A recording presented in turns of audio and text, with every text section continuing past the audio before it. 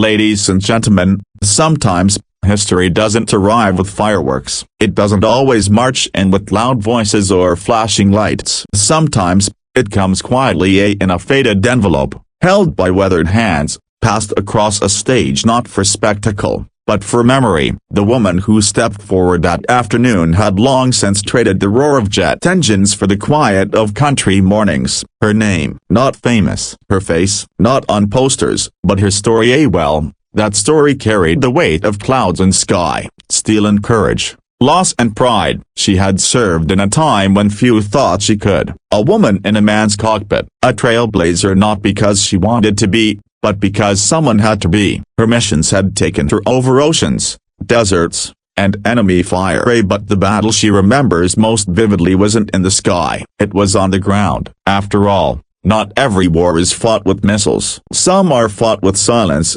with being overlooked, with having to prove again and again that your wings are just as earned. But this woman, she never complained. She just flew. For 32 years, she flew, trained cadets, evacuated wounded, delivered aid, shielded soldiers from storms, and when she finally hung up her wings, she did so without fanfare, just a quiet nod to the sky, and a whisper only she heard. "You did good, girl." No parades, no medals, just memories, and one envelope. The envelope had lived in a wooden box for 21 years. It wasn't sealed with wax or stamped with insignia, just her own handwriting, new faded, for when it matters. What was inside wasn't money or secrets. It wasn't a speech or a letter of recognition. It was something smaller, a broken bar and heavier. It was a photograph worn at the edges but carefully kept. A black and white image of a young pilot, her hand resting on the fuselage of a plane too large for her frame. Next to it, a folded note on yellowed paper. The ink still strong. "They told me I couldn't. I did anyway. Not for glory. For my brothers, for my country, for the ones who didn't come back. If anyone ever asks why I flew, show them this." And that's what she did. She stepped forward with that same quiet strength that had lifted her through thunderstorms and flak. She didn't say much. She didn't have to. The moment she handed over the envelope, something shifted in the room. It wasn't politics or applause. It was something older than all of that, a shared understanding between those who serve and those who remember. Because sometimes, the most powerful moments come not from grand speeches, but from the silent weight of sacrifice carried in a single piece of paper.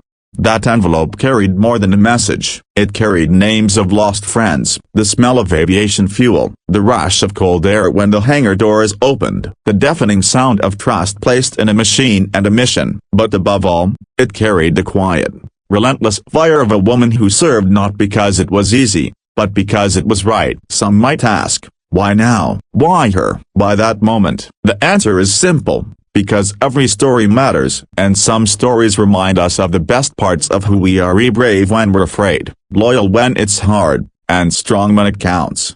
The retired pilot never asked for anything, no medals, no spotlight, just one thing, that her story, and the stories of those like hers, not be forgotten. And in that envelope, passed without fanfare, she made sure of it. So the next time you see a flight suit or hear the crackle of an old radio, remember her, not just for what she gave, but for how she gave it quietly, fully, with all the strength the sky could hold. And maybe, just maybe, remember that courage often wears no crown. Sometimes, it comes wrapped in an old envelope, a broken bar, and a heart that never stopped flying.